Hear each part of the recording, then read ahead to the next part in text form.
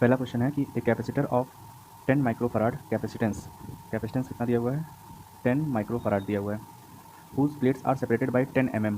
ठीक है, डी की वैल्यू कितना दिया हुआ है यहाँ पे, 10 mm दिया हुआ है, और प्लेट का एरिया 4 सेंटीमीटर स्क्वायर है। ठीक है, ये भी सही हो गया। और इसको करा कि and is now field equally with 2 dielectric media, ये तो पहला केस हो गया।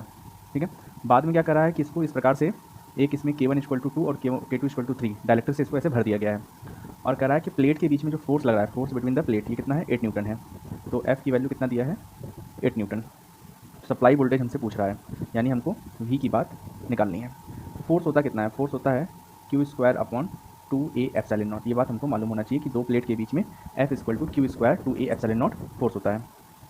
अब क्या करें हम लोग, यहाँ पे अगर इस सर्किट को ध्यान से देखें हम लोग, तो ये हमारा C1 हो जाएगा, ये हमारा C2 हो जाएगा, और अगर मैं वोल्टेज लगाऊंगा तो कुछ इस प्रकार से इसमें वोल्टेज लग जाएगा ऐसे।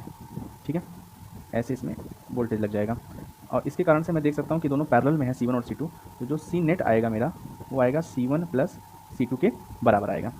तो C1 की वैल्यू कितनी हो जाएगी, C1 की वैल्यू जब डायलेक्ट्रिक डाला होता है तो होता है K∈0A/D। ठीक है, तो डायलेक्ट्रिक है 2 ε0। एरिया कितना होगा यहाँ पे ज़रा देखो, एरिया यहाँ पे अगर ये पूरा एरिया A है तो ये A/2 हो जाएगा, ε0 A/2, और D तो सेम रहेगा। सिमिलरली C2 की वैल्यू कितनी हो जाएगी, 3 ε0 A/3D हो जाएगा। ठीक है, तो यहाँ से हम लोग कर सकते हैं क्या, यहाँ बचेगा सिर्फ ε0 A/D, और यहाँ पे बचेगा, एक सेकेंड ये गड़बड़ हो गया, यहाँ पे 2 होगा, यहाँ पे बचेगा 3/2 टाइम्स ऑफ ε0 A/D, ये बचेगा। ε0 A/D क्या है, ये 10 ऑलरेडी दे रखा है कि एयर में जो है, ये तो हो गया आपका 10 microfarad, plus 3/2 times of ε0 A/2 मतलब ये आपका हो गया 15 माइक्रोफराड। तो C नेट आपका आ गया यहाँ पे 25 माइक्रोफराड, ये आ गया C नेट 25 माइक्रोफराड। ठीक है,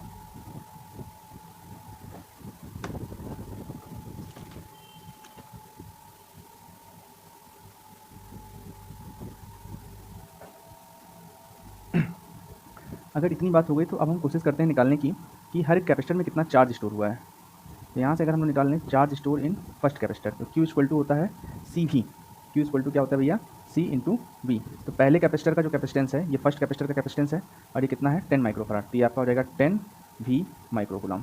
इसी प्रकार से अगर मैं QC2 निकाल लूँ तो दूसरे कैपेसिटर का जो है कैपेसिटेंस इतना है, तो ये आपका हो जाएगा कितना, 15 V माइक्रोकूलम, क्योंकि Q क्या होता है, C × V ये होता है।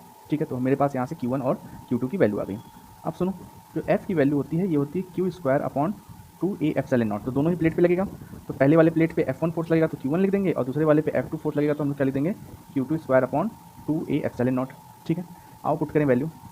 अगर वैल्यू को पुट किया जाएगा तो पहले में Q1² मतलब 10V का होल स्क्वायर, और यहाँ पे माइक्रोकूलम है ना, इसका भी स्क्वायर करेंगे तो 10⁻12 हो जाएगा अपॉन 2A∈0। यहाँ पे आ जाएगा 2A∈0, और यहाँ बचेगा V²।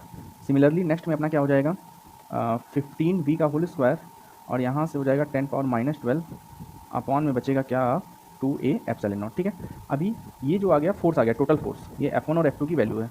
अगर कलर चेंज करके दिखाया जाए तो ये आपका क्या है, F1 है, और ये आपका क्या है, F2 है। लेकिन ये जो टोटल है ये कितना दिया हुआ है फोर्स हमको, 8 न्यूटन दिया हुआ है, तो ये इक्वल टू हम लोग कर देंगे कितना, 8 न्यूटन। और यहाँ से अगर सॉल्व करके निकालेंगे तो V की वैल्यू आ जाएगी आपकी 0.93 × 10⁻² वोल्ट।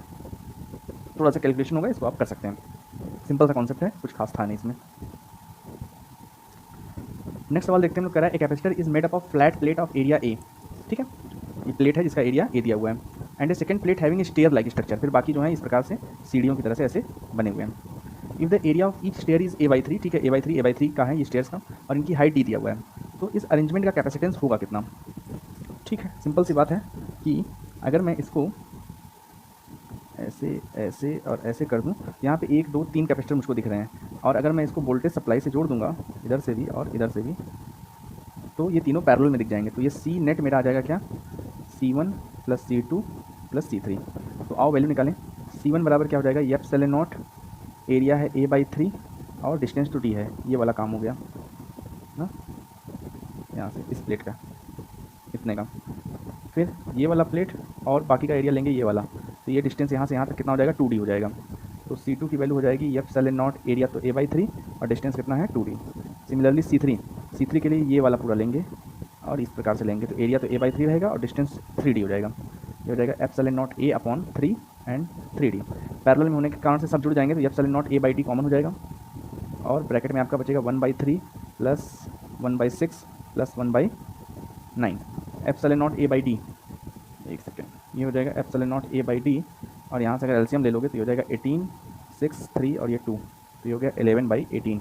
तो आंसर हो जाएगा आपका 11/18 एप्सिलॉन नॉट A/D।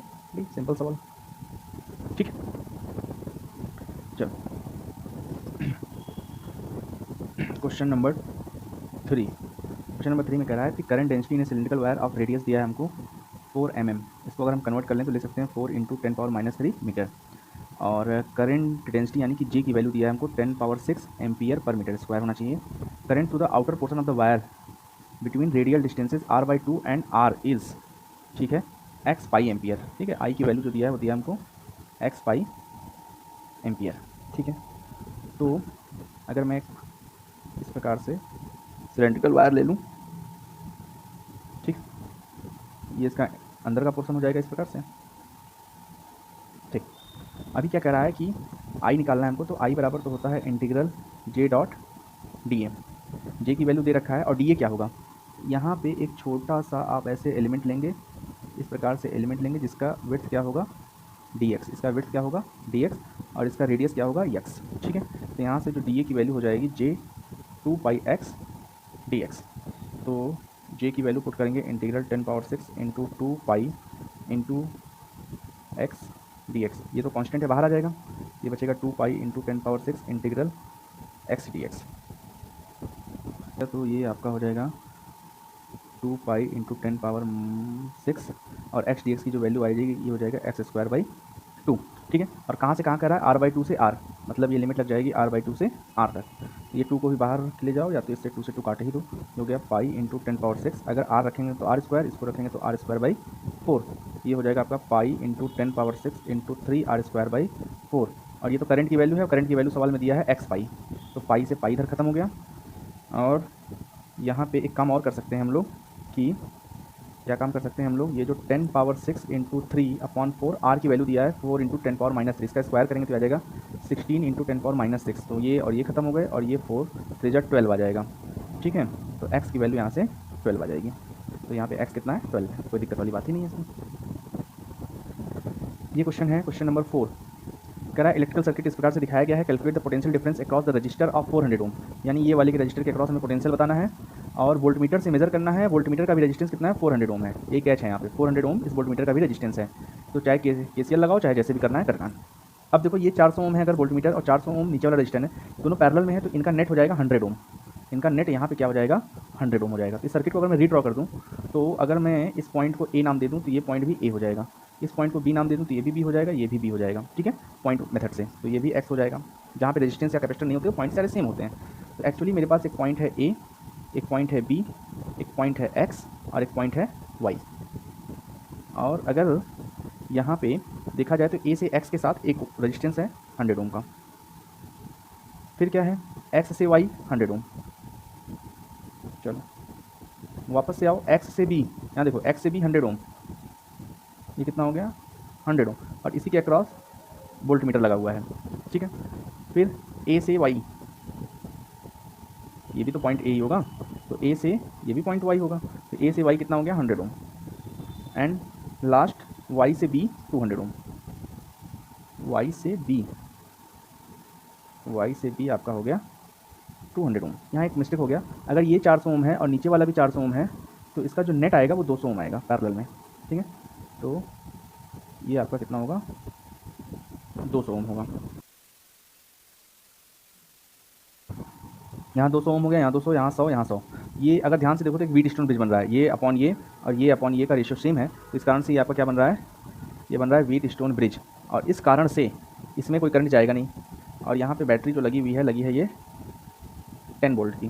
ठीक है, मुझको यहाँ पे पोटेंशियल निकालना है। ठीक है, तो अगर ध्यान से देखो तो इस एंड यहाँ और यहाँ के बीच में जो पोटेंशियल होगा 200 वोल्ट होगा। अगर मैं ऊपर वाला पॉइंट बनाऊँ, ये आपका 100 है और अगला आपका कितना है 200 है। ठीक है, तो इसके अक्रॉस कितना बैटरी लगेगा 10 वोल्ट का, क्योंकि दोनों ही पैरेलल में है। और पैरेलल में अगर पोटेंशियल लगा हुआ है इस प्रकार से, लेकिन ये रेजिस्टेंस और ये रेजिस्टेंस तो सीरीज में है, तो V का जो फार्मूला होता है अगर मुझे इस रेजिस्टेंस से क्रॉस निकालना है तो V2 इक्वल टू होता है, क्या होता है, R2 upon R1 plus R2 into V। तो V2 इक्वल टू हो जाएगा 200 अपॉन 300 इंटू 10, कटा कटा कटा, तो ये आ जाएगा आपका 20/3 वोल्ट। ठीक है, 20/3 वोल्ट जो होगा पोटेंशियल आ जाएगा वोल्ट मीटर की रीडिंग में। तो सिंपल ही सवाल है ये सवाल में क्या कह रहा है, equivalent resistance between A and B हमको निकालना है। ठीक है, सर्किट को ड्रॉ करते हैं और हमको पता है कि अगर ये x होगा तो ये भी x होगा, क्योंकि इस पूरे वायर में कहीं भी कोई रेजिस्टेंस नहीं है। ये y होगा तो ये भी y होगा, क्योंकि हमको पता है रेजिस्टेंस में कोई वायर नहीं है। x और y के बीच में अगर ये 10 ओम है और ये 5 ओम है तो दोनों सीरीज में हो जाएंगे और इनका नेट आएगा 15 ओम। ये 7 और 8 सीरीज में हो जाएंगे, इनका आएगा 15 ओम, और 11 और 4 इनका भी नेट आएगा 15 ओम, और आपका यहाँ पे एक 8 ओम है। तो मैं अगर सर्किट को रीड्रॉ करूँ, एक पॉइंट ले लूँ A, एक पॉइंट ले लूँ B, और एक पॉइंट ले लूँ x और एक पॉइंट ले लूँ y। चलो देखो, ये a हो गया, ये x हो गया। a से x के बीच में 6 ओम है, a से x के बीच में 6 ओम। ये x है और ये y है, इसके बीच में कितने हैं, 15 ओम। x से y के बीच में 15 ओम। सिमिलरली ये देखो, x और y के बीच में 15 ओम, 8 और 7 15। फिर देखो x और y के बीच में 15 ओम, ये देखो ये भी 15 ओम और ये भी 15 ओम। ठीक है, उसके बाद a और b के बीच में, सॉरी b और y के बीच में, b और y के बीच में 8 ओम है, ये है आपका 8 ओम। तो ये तीनों तो आपके होगा किसमें, पैरेलल में, और तीन रेजिस्टेंस इक्वल हैं और तीनों पैरेलल में हैं, तो ये वैल्यू क्या आ जाएगी, R/N के बराबर आ जाएगी, यानी 15/3, ये आ जाएगा 5 ओम। तो 6 ओम, 5 ओम और 8 ओम, ये तीनों आपके किस में हो गए, सीरीज में। 6 ओम, 5 ओम और यहाँ से कितना हो गया, 8 ओम, तीनों सीरीज में, 6 5 11 और 8 19 ohm. In the circuit shown the energy stored in the capacitor is n microjoule, the value of n is okay, यानी कि इस कैपेसिटर में हमको एनर्जी स्टोर बताना है। ये आरसी सर्किट का सवाल है। ठीक है, आरसी सर्किट में हम लोग जानते हैं कि t = 0 पे कैपेसिटर को हम लोग शॉर्ट कर देते हैं और t = इन्फिनिटी पे कैपेसिटर को ओपन कर देते हैं। तो अभी मानते हैं कि हमारा क्या है, ये t = इन्फिनिटी, स्टेडी स्टेट में ये कैपेसिटर आपका ओपन हो जाएगा, यहाँ से और यहाँ से कैपेसिटर क्या होगा, ओपन हो जाएगा। तो पता करते हैं कि एनर्जी कितना होगा कैपेसिटर में। एनर्जी होता है ½ CV²। ठीक है, यानी कि दो चीज़ें मुझे पता होना चाहिए, एक तो कैपेसिटर का कैपेसिटेंस जो कि दिया हुआ है 6 माइक्रोफैराड, दूसरा हमको पोटेंशियल अक्रॉस कैपेसिटर निकालना पड़ेगा। ठीक है, पोटेंशियल अक्रॉस कैपेसिटर कैसे निकालें, इसको हमने ओपन कर दिया, मान लेते हैं कि क्या हो गया, ओपन हो गया, तो इसमें से तो कोई करंट नहीं जाएगा। अभी यहाँ से करंट आएगा मान लो I, तो I का एक हिस्सा इसमें जाएगा I1 बन के, एक हिस्सा इसमें जाएगा I2 बन के। ठीक है, और यही I1 आपका इसमें भी आएगा और यही I2 आपका इसमें भी आएगा, दोनों मिलके चले जाएंगे। ठीक है, तो I1 की वैल्यू निकाला जा सकता है अगर देखा जाए इस वाले ब्रांच को, सिर्फ इस ब्रांच को देखा जाए तो ये 12 वोल्ट की बैटरी से कनेक्टेड है, यानी कि यहाँ से मैं I1 की वैल्यू लिख सकता हूँ 12, जो कि पोटेंशियल हो गया, और रेजिस्टेंस हो जाएगा 9 3 12, यानी कि I1 की वैल्यू है 1 एम्पियर। सिमिलरली अगर मैं इस वाले ब्रांच को देखूँ, इस वाले ब्रांच को, तो यहाँ से मैं I2 की वैल्यू लिख सकता हूँ जो कि हो जाएगा 12/6, ये हो जाएगा 2 एम्पियर, यानी कि I1 की वैल्यू 1 एम्पियर और I2 की वैल्यू 2 एम्पियर। लेकिन हमें इससे नहीं मतलब है, हमें इससे मतलब है कि अगर ये पॉइंट A है और ये पॉइंट B है तो इसके क्रॉस कितना करंट होगा। ठीक है, KVL लगा देते हैं, इस छोटे से लूप में KVL लगा दो, और चाहे इसमें घूम जाओ चाहे इसमें घूम जाओ, आओ देखते हैं घूम के, पोटेंशियल एट A, और जब ऐसे घूमोगे तो यहाँ पर क्या हो जाएगा, प्लस I1 × 3, ये ड्रॉप होगा, और इधर आ जाओगे तो -4 × I2 = 0, VB, तो VA - VB = हो जाएगा 4I2 - 3I1। तो 4I2 की वैल्यू है 2 और I1 की वैल्यू 1, तो ये हो जाएगा 8 में से 3 जाएगा 5 वोल्ट आ गया पोटेंशियल। तो एनर्जी हो जाएगी आपकी हाफ, C की वैल्यू 6 × 10⁻⁶, और V² मतलब 25, ये हो गया 75 माइक्रोजूल। ये आपका एनर्जी स्टोर हो जाएगा कैपेसिटर में।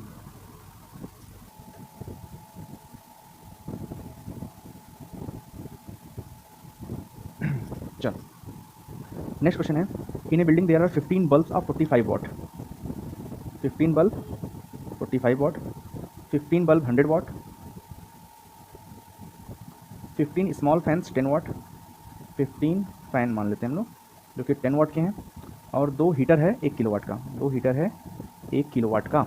तो टोटल पावर यहाँ पे कितना हो गया, 15 और 45, एक 45 का है और 15 बल्ब है, तो कितना हो गया, 15 का 5 में के 75 और 67 वाट। ठीक है, ये हो गया 1500 वाट, ये हो गया आपका 150 वाट, और ये आपका हो गया 1000 वाट। सोचो क्यों, क्योंकि 1 किलो वाट में क्या होता है 1000 वाट। टोटल पावर कंजप्शन हो गया, ये हो गया 5, 7 5 12, 6 5 11, 12 1 13 और ये हो गया 4। इतना वाट का टोटल पावर कंजप्शन है हमारे पास। कह रहा है फ्यूज़ की कैपेसिटी क्या हो। फ्यूज़ एक्चुअली जो होता है लाइव वायर में लगता है, ये लाइव वायर है और सीरीज़ में यहाँ पे हम लोग क्या लगाते हैं, फ्यूज़ लगाते हैं। इसका काम होता है कि एक ज़्यादा लिमिट से अगर करंट जाएगा तो ये हीट होकर के ब्रेक कर जाएगा। तो पहले देखते हैं कि इतने वाट के लिए हमको कितना करंट चाहिए। तो I equal to P by V, क्योंकि P equal to V I. तो P दिया है 4325 और V दिया है 220।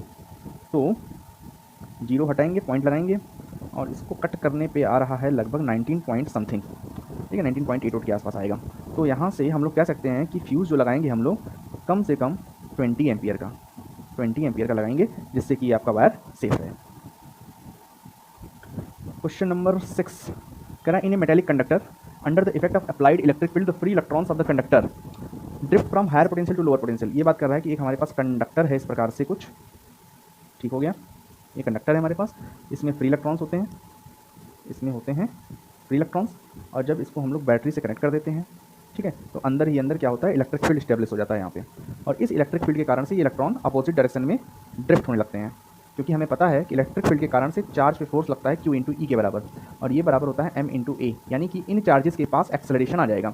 और एक्सेलरेशन आ गया तो कह रहा है कि मूव विथ यूनिफॉर्म वेलोसिटी। तो ये तो हो ही नहीं सकता, एक्सेलरेटेड मोशन है ये क्या है हमारा, एक्सेलरेटेड है, तो यूनिफॉर्म तो रहा नहीं। दूसरा, drift from higher potential to lower potential, ये वाला होगा हायर पोटेंशियल, इधर होगा आपका लोअर पोटेंशियल, बैटरी का positive terminal higher, lower potential negative terminal, तो ये तो उल्टा जा रहा है, लोअर से higher, drift from lower to higher, ये भी गलत हो गया। Move in a straight line path in the same direction, नहीं, इलेक्ट्रिक फील्ड के डायरेक्शन में कहाँ है, अपोजिट डायरेक्शन में, यही ऑप्शन बचता है, कर्व पाथ में चलेंगे, ठीक है, फ्रॉम लोअर से हायर पोटेंशियल में, ठीक है, ये हो गया यहाँ पे।